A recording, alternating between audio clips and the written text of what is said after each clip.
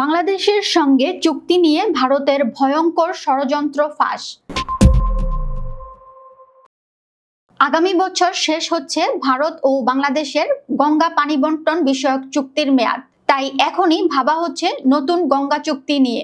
বৃহস্পতিবার ২৬ জুন এক প্রতিবেদনে এ তথ্য জানিয়েছে ভারতীয় সংবাদ মাধ্যম ইকোনমিক টাইমস।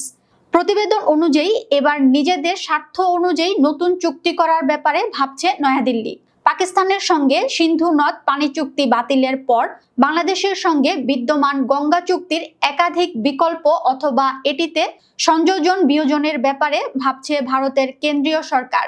মূলত ফারাক্কায় পানি বন্টন নিয়ে বাংলাদেশ ভারতের মধ্যে যেই দ্বন্দ্ব শুরু হয়েছিল সেটি নিরসনে ৩০ বছর আগে এই চুক্তিটি হয়। ১৯৯৬ সালে প্রথমবার প্রধানমন্ত্রী হওয়ার পর শেখ হাসিনা ভারতের সঙ্গে গঙ্গা নদীর পানি বন্টনের একটি কাঠামো তৈরি করেছিলেন।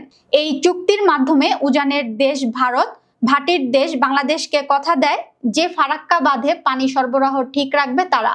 এই বাঁধটি তৈরি করা হয়েছে ভাগীরথী নদীতে, যা বাংলাদেশ সীমান্ত থেকে ১০ কিলোমিটার দূরে অবস্থিত।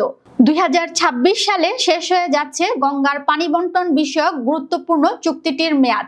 তাই এখন নতুন করে চুক্তির বিষয়টি সামনে আসছে, যেখানে নতুন চুক্তির ক্ষেত্রে পারস্পরিক সমঝোতার প্রয়োজন। ভারত সম্পূর্ণ নতুন একটি চুক্তি নিয়ে ভাবছে, যেখানে তাদের বর্তমান উন্নয়নমূলক বিষয়াবলীর বিষয়টি থাকবে। ১৯৭৫ সালে ফারাক্কা বাঁধ সচল করে ভারত। এই বাঁধের মাধ্যমে গঙ্গা থেকে পানি হুগলি নদীতে নিয়ে যাওয়া হয়, যেন কলকাতা বন্দর নৌ চলাচলের উপযোগী থাকে। এই বাঁধের মাধ্যমে কলকাতা বন্দর ট্রাস্টের জন্য গঙ্গার ৪০,০০০ কিউসেক পানি একটি খালের মধ্যে নিয়ে যায় ভারত।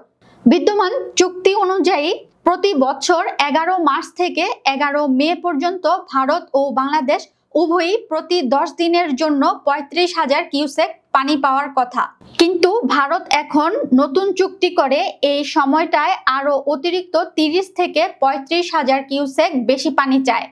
ভারতের দাবি, এখন যেহেতু কৃষির প্রসার ঘটেছে তাই আরো বেশি পানির প্রয়োজন তাদের।